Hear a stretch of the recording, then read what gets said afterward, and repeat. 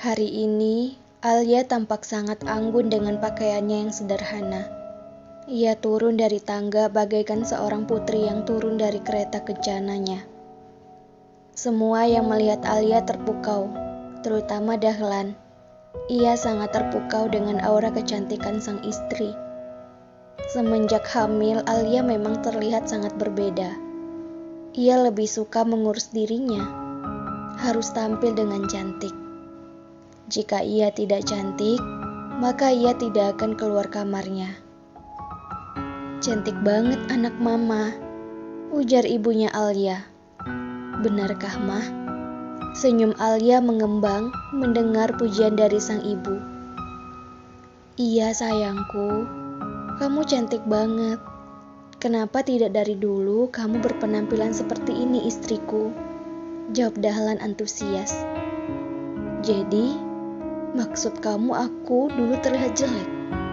Aku tidak cantik. Tapi kenapa kamu ingin menikahiku?"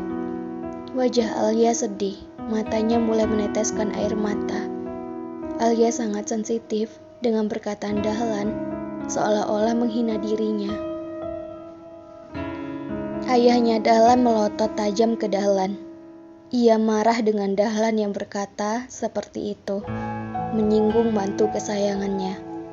Seharusnya Dahlan paham dengan istrinya yang sedang hamil.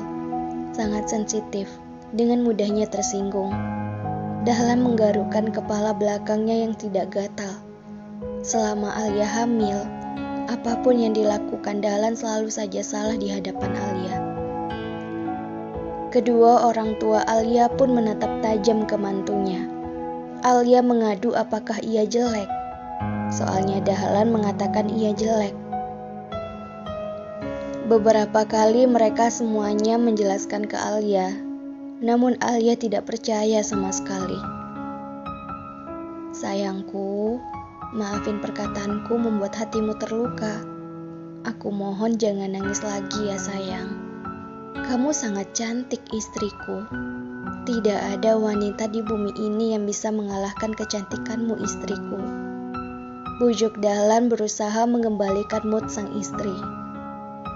"Benarkah aku seperti itu?" tanya Alia. "Iya istriku," jawab Dahlan mengecup kening istrinya.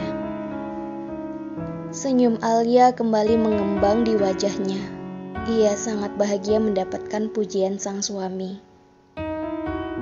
Dahlan yang merasa lega mengusap dadanya pelan dan menghembuskan nafasnya. Alia melangkahkan kakinya. Ia mulai melakukan semua pekerjaan rumah. Memasak, membersihkan rumah, mencuci pakaian, menjahit, bahkan banyak hal lagi. Membuat semua yang melihatnya sangat khawatir dengan dirinya dan anak dalam kandungannya. Bahkan Ibu Sri yang ditugaskan untuk membersihkan rumah merasa semakin tidak enak. Namun Alia sama sekali tidak bisa dilarang.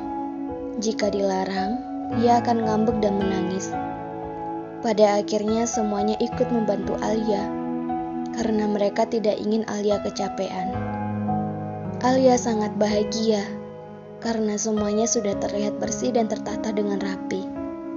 Dahlan yang merasa lelah, ia duduk di sofa dengan meneguk secangkir kopi yang ada di hadapannya. Alia yang tidak kenal lelah mencari keberadaan Dahlan. Ia menelusuri seluruh ruangan, hingga pada akhirnya ia menemukan sosok pria yang sedang ia cari, sedang duduk di sofa sendirian. Alia merebahkan badan, menenggelamkan kepalanya dalam pangkuan Dahlan. "Coba lihat perutku sudah semakin besar." Menarik tangan Dahlan menyentuh perutnya.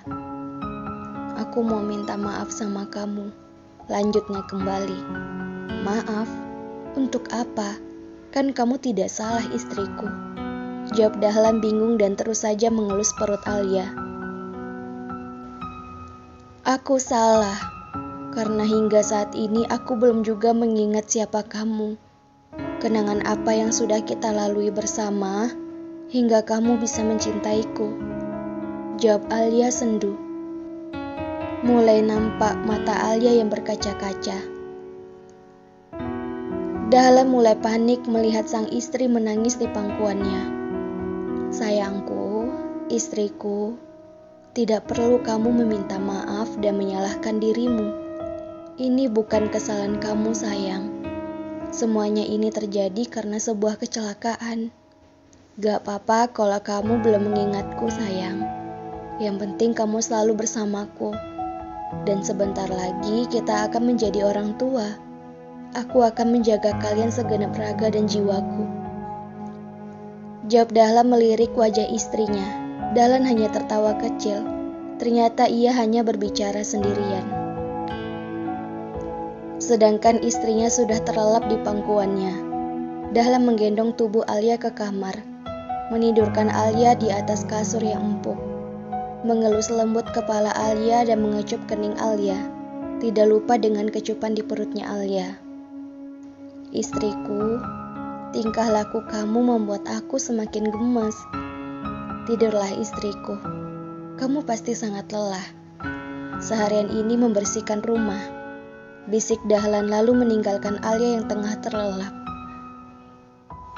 Malamnya, semua keluarga sedang menyantap makan malam. Alia menyantapnya dengan lahap dan cepat. Dirinya harus bisa menyantap semua makanan yang ada di atas meja, karena ia merasa sangat kelaparan. "Pelan-pelan dong makannya, sayang," titah ibunya Dahlan. "Iya, Mi, ini sudah pelan. Alia sangat lapar sehingga Alia ingin menghabiskan semuanya," jawab Alia membuat semuanya terkekeh. "Bagaimana, sayang? Apa kamu masih mual?" tanya ibunya Alia ketika keadaan sudah mulai sunyi. "Enggak kok, Ma." Malah Alia bingung kenapa enggak mual-mual lagi. Jawab Alia kembali melanjutkan makannya. Sesi makan sudah selesai. Alia mencuci piring bekas mereka makan. Dahlan ikut membantu Alia. Ia tidak ingin istrinya kecapean.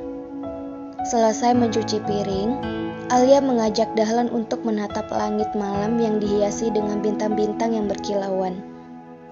Mereka berbincang-bincang mencari nama yang terbaik untuk anak mereka. Jam dinding sudah menunjukkan pukul 11 malam. Dahlan sudah mulai mengantuk. Ia mengajak Alia segera masuk kamar dan beristirahat. Dahlan sudah terlelap dalam tidurnya. Sementara Alia sudah mencoba berbagai macam gaya tidur yang nyaman. Tapi tidak satu pun terasa nyaman untuknya. Pikirannya hanya berfokus pada satu hal, martabak manis. Ia menoleh ke Dahlan yang sudah nyaman dengan posisi tidurnya. "Dedek bayi, kenapa harus martabak manis malam-malam begini?" gerutunya. Benar-benar ia ingin martabak manis. Namun Alia pasrah, dirinya merebahkan tubuhnya lagi. Mau melakukan apa lagi? Lebih baik ia mencoba untuk tidur. "Dahlan, Dahlan, Dahlan." Alia berusaha membangunkan suaminya menggoyahkan tubuh Dahlan. Ia semakin kesal karena Dahlan belum juga bangun.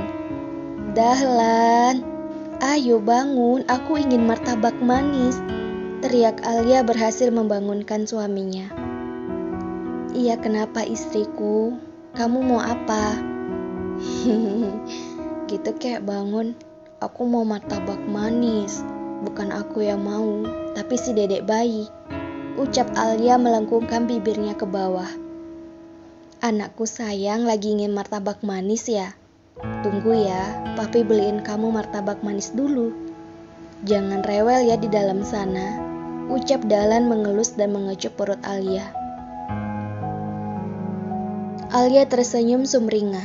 Dengan sigapnya, ia membantu Dahlan dan mengantar Dahlan, hingga ia pergi membeli martabak manisnya. Dahlan meminta Alia mengunci pintu kembali hingga ia pulang. Alia menuruti perintah Dahlan. Ia menunggu Dahlan sambil mendengarkan suara ngaji yang sudah ia download di HP-nya. Suasana rumah sangat hening ketika malam hari, membuat Alia merasakan sedikit horor. Namun ia sangat berani. karena ia tidak merasakan takut sama sekali. Tidak lama, suara pintu gerbang terbuka dan suara mobil masuk ia dengar. Beberapa saat disusul dengan suara ketukan pintu rumah. Alia membuka pintu tersebut dengan wajah yang semakin sumringah. Dahlan berdiri di sana dengan martabak manisnya. Alia tidak memperdulikan Dahlan. Ia hanya mengambil martabaknya, lalu meninggalkan Dahlan. Dahlan hanya tersenyum, lalu ia mengunci pintu rumah. Sangat lahap makannya. Bagi dong, goda Dahlan. Aku lupa. Makasih ya sudah beliin.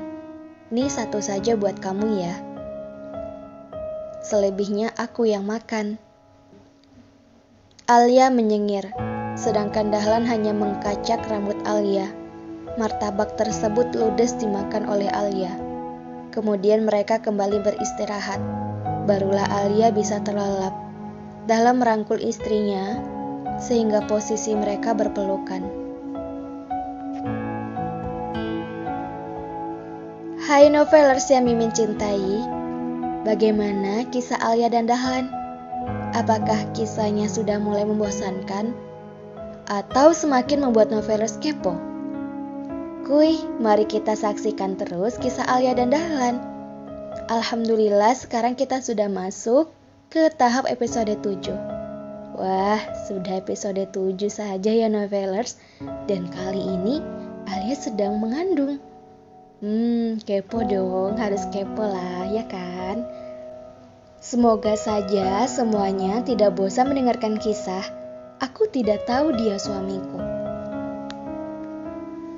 Dukung terus kisah Alia dan Dahlan ya novelers, karena dukungan novelers adalah pembangkit semangat Mimin.